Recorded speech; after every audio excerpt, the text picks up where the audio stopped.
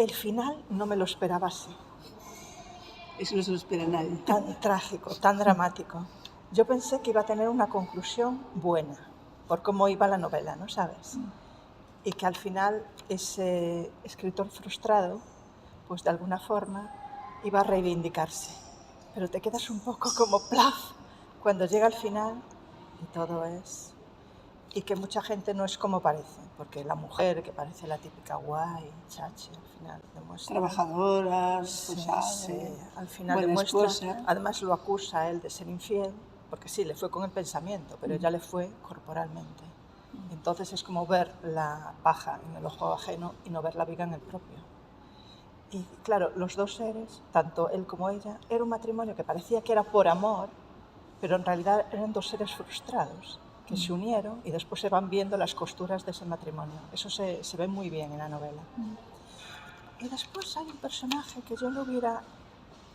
El amigo es el que lo aconseja, que le da los... que tiene una doble cara, porque por un lado lo invita a que sea escritor, lo ayuda y tal, pero por detrás le dice, no llegará a nada, no tiene madera de escritor, o sea, la doble cara también se ve perfectamente en la novela. Quise poner esa doble cara. Efectivamente.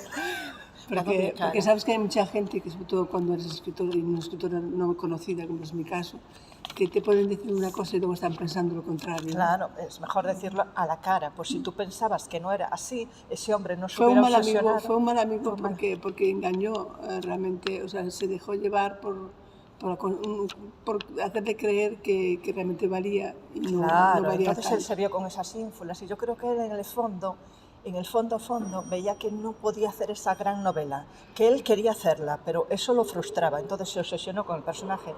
Al final confunde personaje con realidad, entonces ya ese hombre ya no está bien.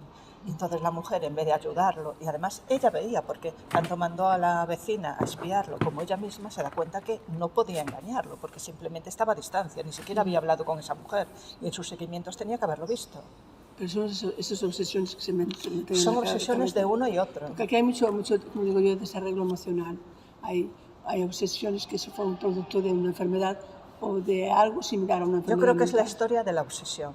Sí, es una obsesión. Todos son obsesivos, si te fijas. Todos sí, son obsesivos compulsivos casi, porque llegan a un punto y la vecina, la vieja del visillo, por decirlo de alguna forma, la que llevaba la voz cantante, que era peor que la otra era una seguidora, ella era la que era la voz cantante. ¿Cómo se presta a un asesinato tan tranquila? O sea, digo yo, pero esa mujer tiene la moral de un pepino de mar, que ya sabes que no tienen cerebro, tienen 2 años. Es que una amoral, porque en vez de decir, joder, esta tía está tocada... Porque era ambiciosa. Pero está tocada de lado. Esa señora pensaba que se iba a llevar en todo caso, me metería en el juego y después la denunciaría a la policía para que vieran que iba a cometer un asesinato, pero ella no, o sea, ella que incluso quería ser protagonista, o sea, vaya personajes malvados que hay, que están ahí en la novela, madre mía. Pero no me esperaba, sinceramente, el final del asesinato y del suicidio de la... Pero no digo que me pongas una nota, porque eso es muy relativo, sino ¿te ha parecido que lo que yo pretendía poner, que la historia estaba bien hilada? Sí, yo me metí. Lo que pasa es que el final me dejó chafada. Claro, no te lo esperaba. Es que yo soy de finales abruptos, también lo vas a ver en los otros. Es que ahora estoy con esta. Sí. A ver si no me chafas el final.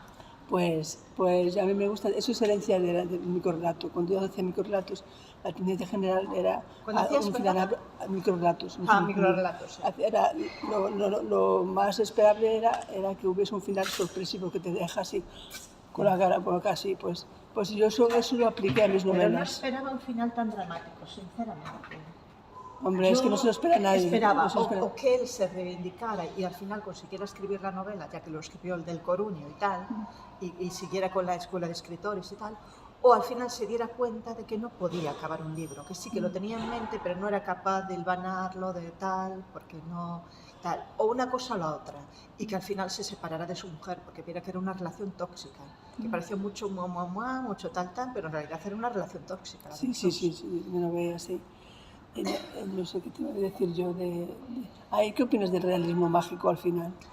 Cuando ¿A ti te confunde las dos parece, imágenes. sí, ¿a ti te parece que procede o es una forma de resolver un poco así como si Es fuera una Deus forma Ex de Machina? resolver, de dejarle claro al espectador que él se había obsesionado con el personaje de Sofía, que en realidad no era Sofía, que ese hombre ya no sabía diferenciar realidad de ficción. Eso es. Entonces, A mí me gusta eso, mucho emplearla esa. sí, Yo tengo mucho es un respeto al recurso hacia realismo el mágico. espectador. Yo lo vi como un recurso hacia el espectador. Sí, sí, sí. Porque el realismo mágico es todo. Cuando Sí. escribe García Márquez, Sí. el realismo Así mágico que no me puedo comparar. ya empieza desde Por eso el yo principio. lo he utilizado con muchísima precaución. Un toque.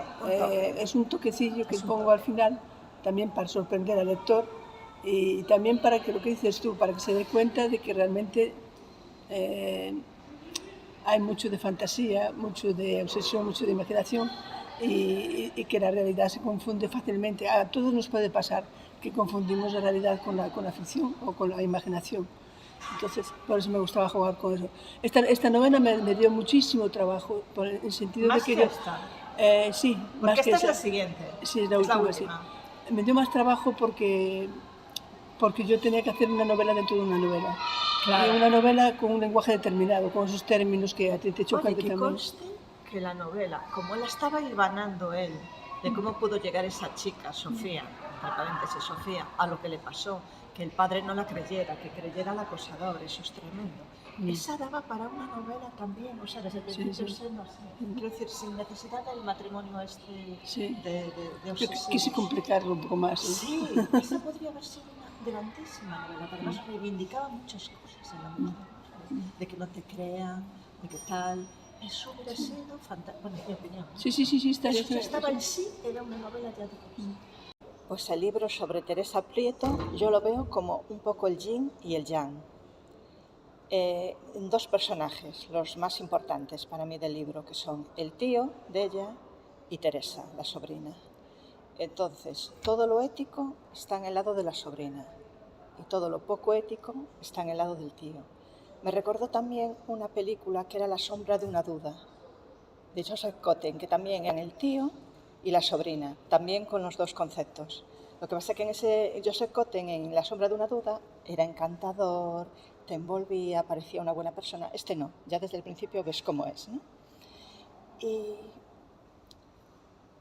había personajes también que llamaban la atención porque ayudaban a la protagonista, ¿no? Porque empezó siendo muy tímida, después se abre y empieza a ver que realmente tenía vocación en esa profesión, ¿no? De enseñar las casas, de ser agente inmobiliaria. Todos esos personajes le van ayudando a abrirse y a sentirse segura de sí misma. Estableció unas amistades que la van a ayudar, se valora la amistad en el libro. O sea que es muy interesante el desarrollo del personaje, cómo va evolucionando. Y eso es lo que más me gustó de la novela. En resumen del libro diría, es la percepción que tienen los demás de uno y lo que en realidad somos. El libro empieza con lo que piensan los demás de la protagonista, de Carolina. Entonces hay opiniones muy favorables, como las de su profesor, que la tiene prácticamente idealizada desde que era niña, y después hay otras más negativas, como por ejemplo cuando ella trabajó en el centro de estética de peluquería, estuvo allí formándose, que no tenía muy buena opinión de ella. Entonces el espectador se queda pensando, el lector en este caso se queda pensando, ¿cómo será Carolina en realidad? ¿Por qué eran los demás por ella? Y el recurso que utiliza en este caso María José Diz, la escritora, es que se encuentra su diario y ahora vamos a saber exactamente cómo era Carolina. Y ahí es la sorpresa que nos llevamos de cómo era en realidad esta mujer. No quiero decir nada más por no destripar el libro, porque hay un misterio, hay un posible accidente o asesinato que tenemos que descubrir en las últimas páginas, que es cuando se descubre todo, y la clave está en dos maletas rojas. Y hasta aquí puedo leer. Pero Beatriz, ¿tú no encuentras para con alguna película, tú que eres tan cinéfila? Mira, a mí me recuerda también un poquito a Madame Bovary, porque era también una persona arribista que se sentía ahogada en su pueblo, que quería ver más allá, que quería triunfar, que quería tal, y al final también se dejaba arrastrar pues, por bajas pasiones, también estaba idealizada por su marido, tenía un marido muy parecido al de Madame Bovary, también muy bueno, que la consentía en todo, que la apoyaba y ella lo despreciaba, en el fondo lo despreciaba. Ahí hay un gran parecido con lo de Madame Bovary. Y también en la figura del profesor, que la idealiza tanto, está un poquito también la figura, aunque es un poco diferente, pero hay algo en el fondo, que es en el ama de llaves de Rebeca. A mí me recuerda esa idealización, ese que era perfecta en todo, ¿no? Algo así lo veo también. Sí, muchas gracias, Beatriz, por tus aportaciones y por tu gran sabiduría cinéfila, que realmente me parece maravilloso que relacionéis con los personajes de mi humilde obra con tan grandes películas y tan grandes obras de la literatura universal. Gracias. Muchas gracias a ti, María José.